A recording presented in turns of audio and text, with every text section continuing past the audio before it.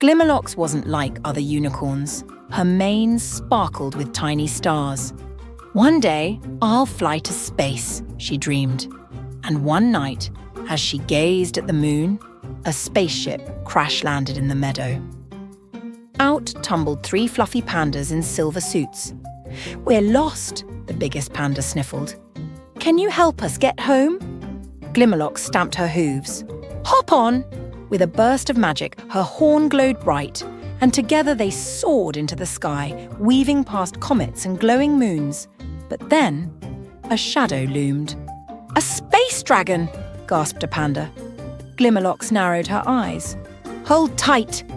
With a swish of her shining tail, she left a glitter trail so dazzling the dragon blinked in awe, giving them just enough time to zip away. "Thanks, Glimmerlocks!" The pandas cheered as their home planet twinkled ahead. Deep under Clover Hill, 3 bunnies, Nibbles, Thumper and Tilly, peeked out of their burrow. "It's gone!" Tilly gasped.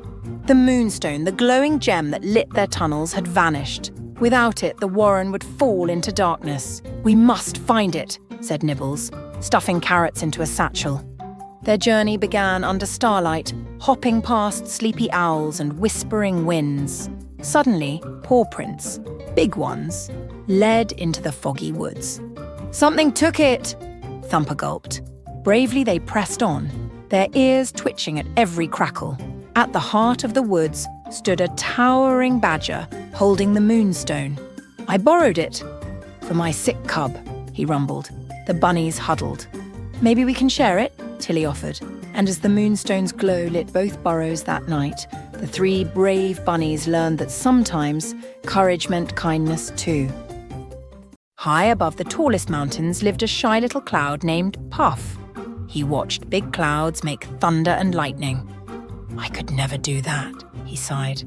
One day the sun whispered, "Puff, the garden below needs help. Can you try?" "Me? But I'm too small," Puff said. "Please," the sun smiled. Puff floated down and gave a tiny squeeze. Out came the softest drizzle. Flowers perked up. Trees sighed in relief. "More, Puff," said the sun, and Puff gave just enough to bring the garden back to life. Back home, the big clouds cheered. "Look who made rain today!" And Puff finally felt big enough. In a quiet workshop, Rusty the robot stared at a blank wall. "I wish I could paint," he sighed, "but my hands are too clunky." Suddenly, a tiny bee with a paintbrush for a tail buzzed in. "Need help?" she asked. Who are you?" Rusty blinked.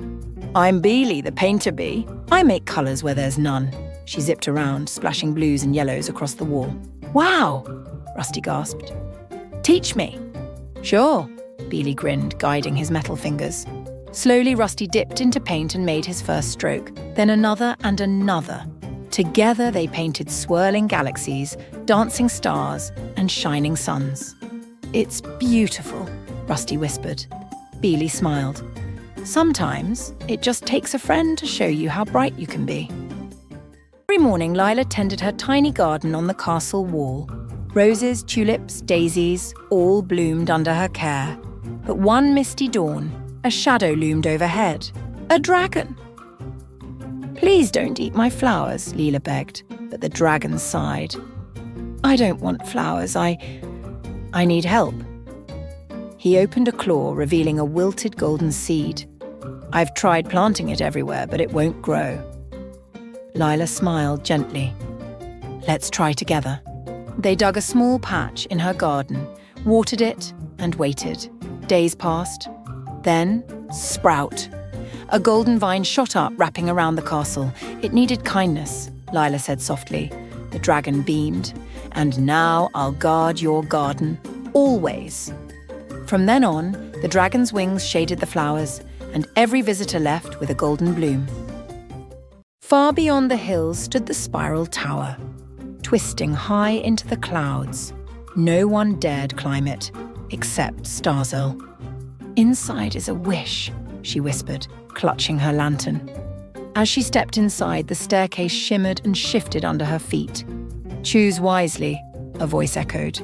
Every turn brought a door, One to treasure, one to adventure, one to answers. Starzell hesitated, then followed the faint sound of music. Up and up she climbed until she reached a tiny window at the very top.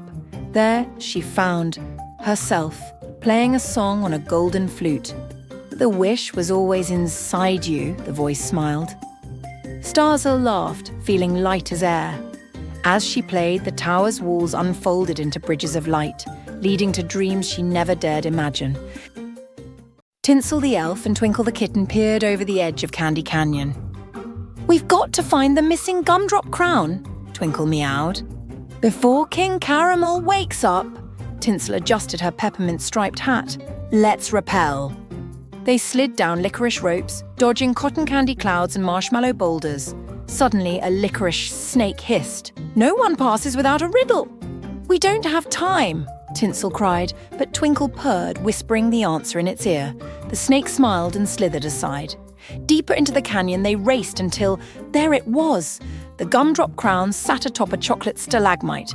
Carefully they lifted it, just as the sun rose. "Quick!" Tinsel giggled. "Back to the castle!"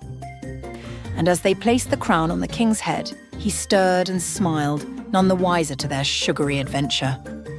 Mira was bored. "No one ever texts me first," she sighed, scrolling her phone. Suddenly, a new message blinked in. "Hello, human, this is Dragon." Mira laughed. Very funny. But the next message read, "I need your help." Curious, she replied, "Help with what?" A map appeared on her screen, leading to the old quarry. That's weird, Mira thought, but she grabbed her bike and rode off. At the quarry's centre stood a dragon, scales shimmering like phone screens. "You really came," he smiled. "I've been trapped in this Wi-Fi signal for years." Mira held up her phone. "You're inside my phone?" "Not for long," he winked. With a flash, he soared into the sky, leaving behind a tiny glowing icon. "Dragon contacts. 1. Mira grinned. "Best text ever." Every fish in Coral Reef admired Bubbletail's shimmering, bubble-blowing tail. But Bubbletail didn't want to stay in the reef. "I want to explore beyond the kelp," she declared. So one morning, she swam past the coral towers, leaving a trail of glittering bubbles behind. "Careful," warned the seahorses. "Beware the deep."